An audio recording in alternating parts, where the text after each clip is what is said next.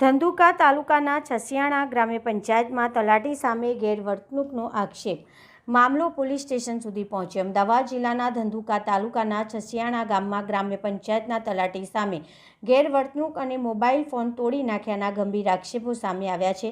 આ સમગ્ર મામલો ધંધુકા પોલીસ સ્ટેશન સુધી પહોંચતા ગામમાં ચર્ચાનો વિષય બન્યો છે।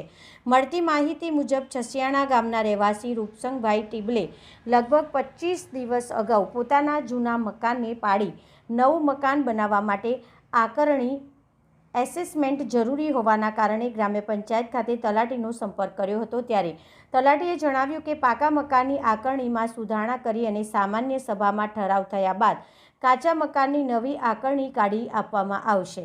આ બાબતે વધુ કાર્યવાહી માટે ફરિયાદીએ તાલુકા વિકાસ અધિકારીનો સંપર્ક કરતા તારીખ 20/3ના રોજ તલાટીને જરૂરી સૂચના આપવામાં આવી હતી। ત્યારબાદ તારીખ 27/3ના રોજ ફરિયાદી ફરીથી ગ્રામ્ય પંચાયત કચેરીએ પહોંચ્યા હતા, જ્યાં તલાટીએ જવાબ આપ્યો હતો કે હજી સામાન્ય સભા ભરાઈ નથી અને સભા બાદ જ સુધારણા કરી આકારણી આપવામાં આવશે। ફરિયાદીના આક્ષેપ મુજબ આ દરમિયાન તલાટી ઉશ્કેરાઈ ગયા હતા અને ઉગ્ર ભાષામાં બોલ્યા હતા। ફરિયાદી દ્વારા વિડીયો બનાવવાનો પ્રયાસ કરવા તલાટીએ મોબાઈલ ફોન છીનવી જમીન ઉપર પાડી દીધો હતો, જેના કારણે ફોન તૂટી ગયો હતો, સાથે ગાળાગાળી પણ કરવામાં આવી હોવાના આક્ષેપ છે।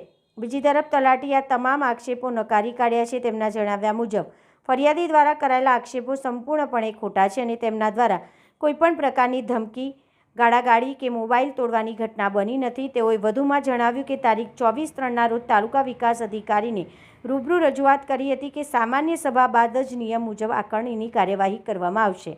હાલમાં આ સમગ્ર મામલો ધંધુકા પોલીસ સ્ટેશને પહોંચ્યો છે અને હવે પોલીસ દ્વારા કઈ પ્રકારની કાર્યવાહી કરવામાં આવે છે તે જોવાનું રહ્યું। Reporter CK Barod. ગામ છસિયાણા છે, નામ રૂપસંગભાઈ મથુરભાઈ ટીમ્બલ। કાલે પંચાયત ઓફિસ છસિયાણા હું ગયેલો ખુલ્લા પ્લોટની આકારણી કઢાવવા, તો વારંવાર તલાટી એવું કહે છે કે